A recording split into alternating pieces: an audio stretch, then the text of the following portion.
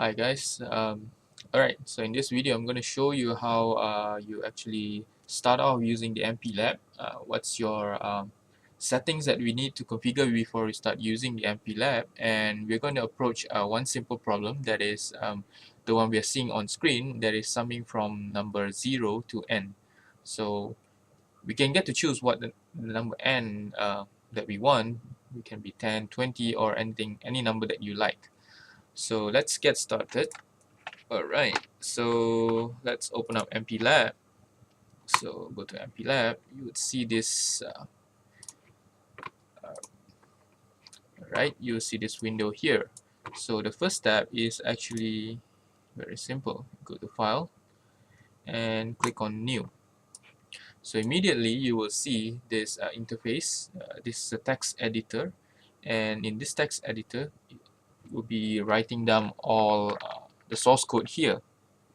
Alright, so before we start writing anything, just click on File, Save As.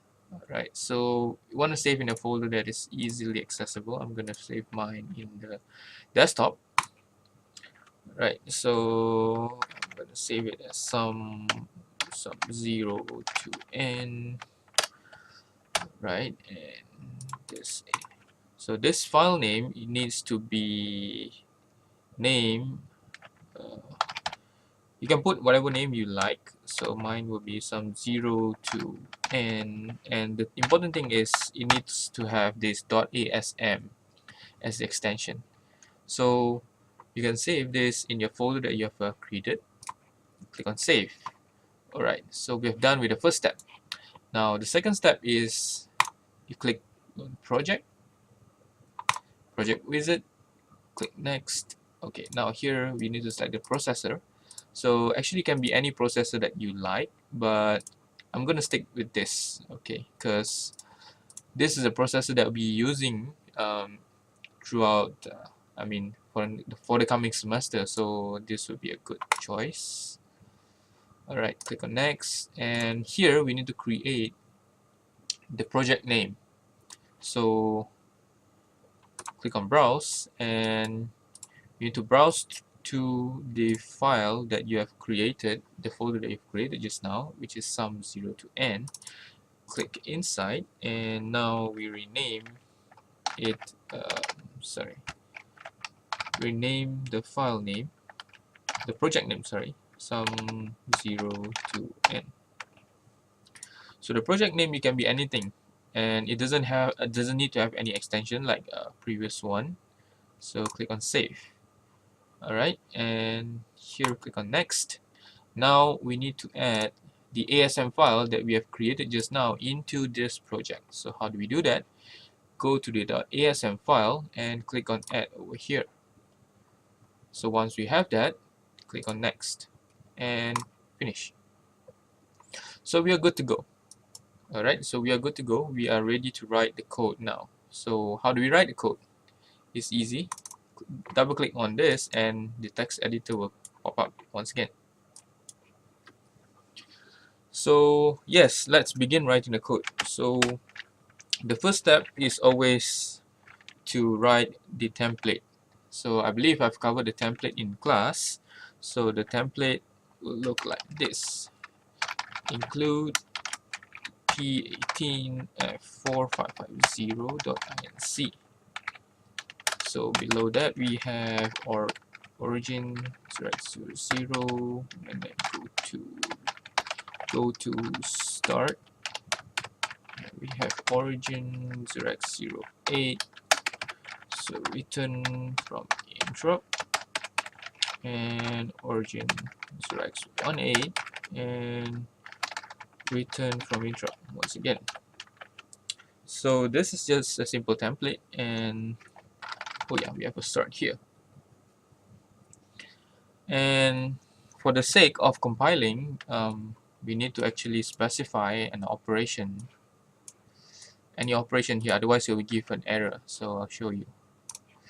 So click on absolute. So it says build fill because we haven't specified anything over here. So for the sake of building, we just specify no operation and end. Alright. So now we know that there is no mistake in this block of code, in this template that we have written. Alright, so now our next step would be changing this knob into the operations that we want to carry out. For example, we are going to do this. We are going to do summing from 0 to n. Alright, so there are strategies that we are going to use in tackling this problem actually, and the strategy is illustrated here in this flowchart. Alright, so this flowchart is okay. So it's simple. So first we have start. We need to start the program, and right after we have start, we need to initialize three simple variables. So the variables are called sum. Sum is a variable that is used to store the sum of the numbers, and I is the next variable that we use, and I is actually a counter, so it's just a counter, and the variable n is used as a constant. So we want to sum from, let's say, n, sorry, 0 to n, and in our case we put n as 10. So n could be any number that you like. You can assign any number into n, and it will start counting from 0 to the n. Okay, so next, once we have initialized all these variables, now we need to make a choice. All right, so if the counter is more than n, all right, so if it's not more than n, we want to add I, so which is the current counter, to sum. And once we have done adding that, we increase I by 1, and after that we repeat again. If I is more than n, we will ask the same question and make this decision again. This time, if it's yes, we want to move the result to 0x100 and immediately end the program. So I hope you get the idea on how do we do this. Alright, now back to the MPLAB program. So just as what we see just now, alright, so just to make sure,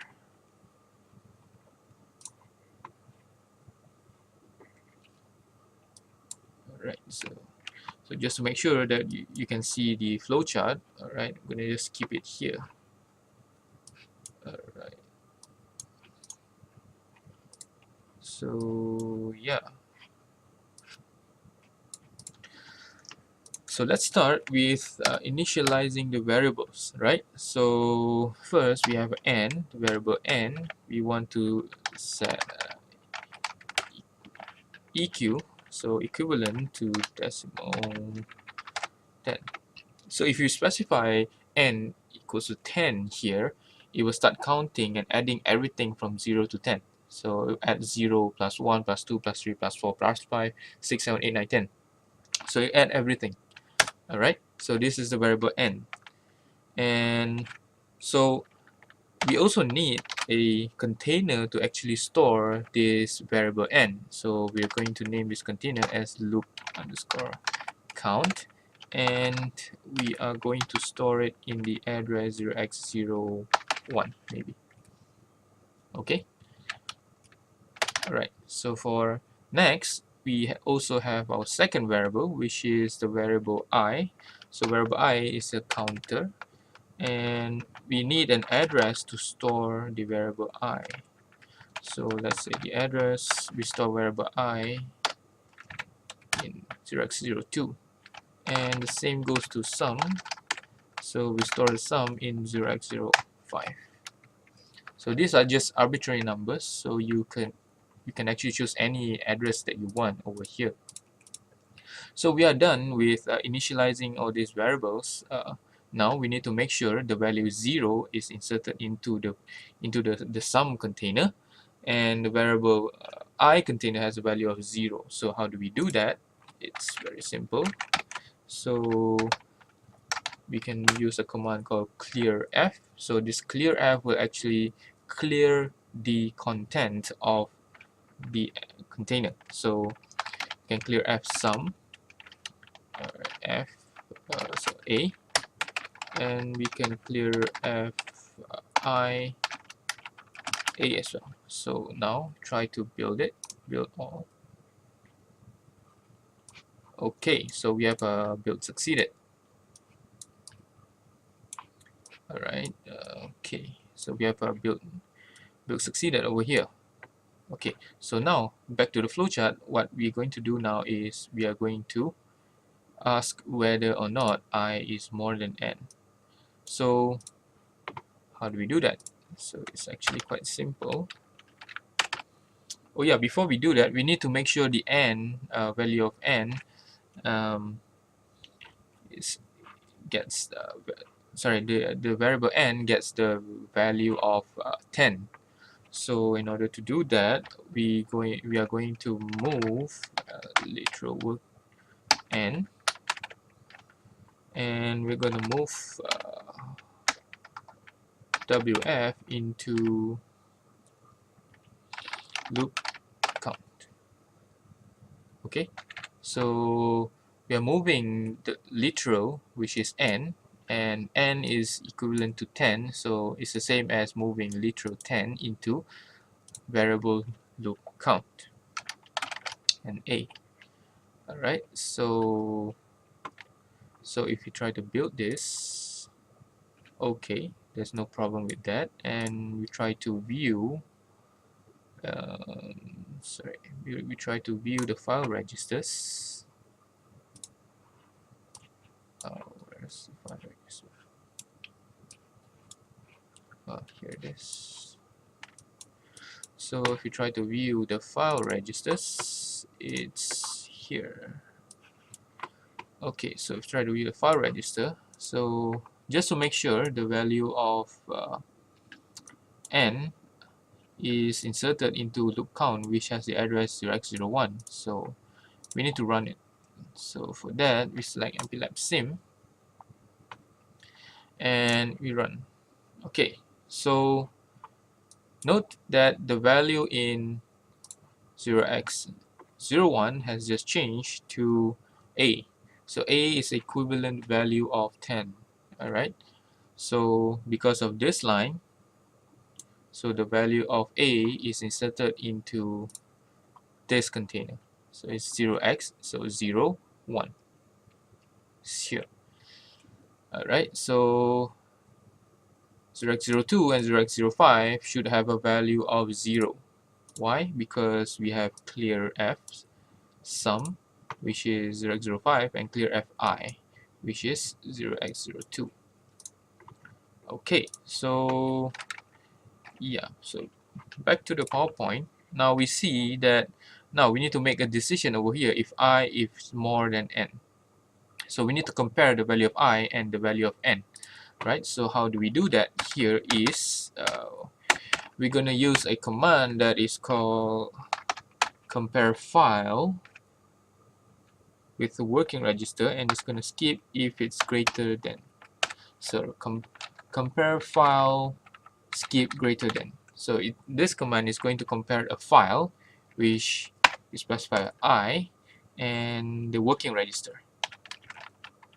So it's going to skip if it's greater than. So if the file or the value of I is greater than the working register, it is going to skip the next instruction. So whatever instruction that we're going to write below here is going to skip this and go to this line instead. Right? So since we are going to have two choices, so there'll be two branches.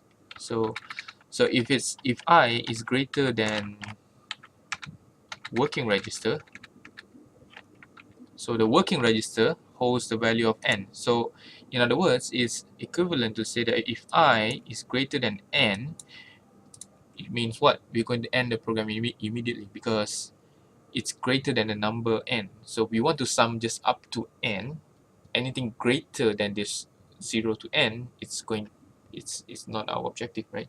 So we're going to end the program immediately. So we're going to end by doing branch to a we're going to branch to an exit loop.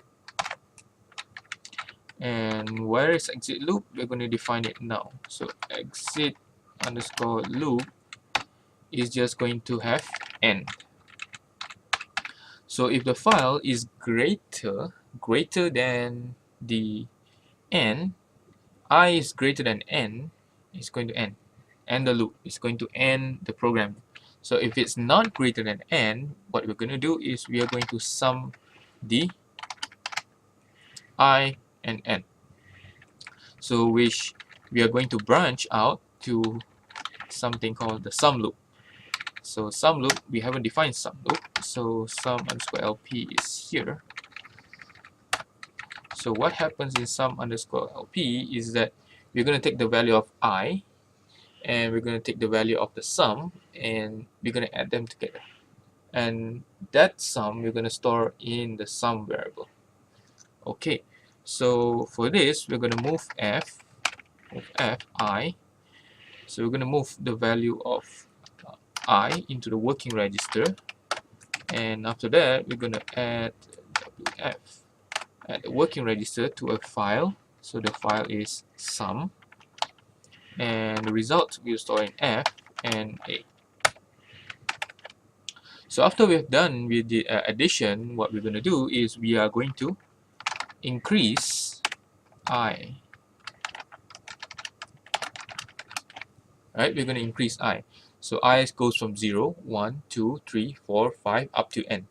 So every time it increases, so it's going to be added to the sum. Okay, so after, yes, we've increased that. So after that, after we've increased that, we want to branch back to the loop. We're going to branch back, we're not going to branch back to start here because it's going to clear the sum. It's not here, we are going to branch here. Okay, let's name this line as loop, and here we're going to branch loop. So yeah, I think that's pretty much it. Gonna build. Oh, there's some problem. So illegal exit, symbol not previously defined, exit underscore LP. So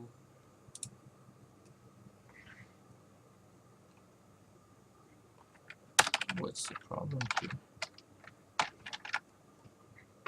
Oh, I guess that's the problem. You cannot just put n over there. Alright, so now I'm going to try to run the program by clicking here. Okay, so we have a result. And yes, the result, they are stored in the variable sum, which is located at 0x05, like here. Okay, so if you check your calculator,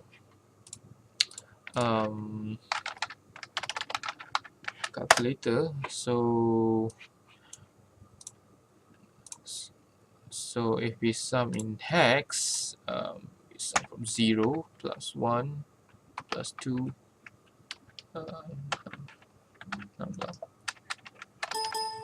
so we have 0 plus 1, 0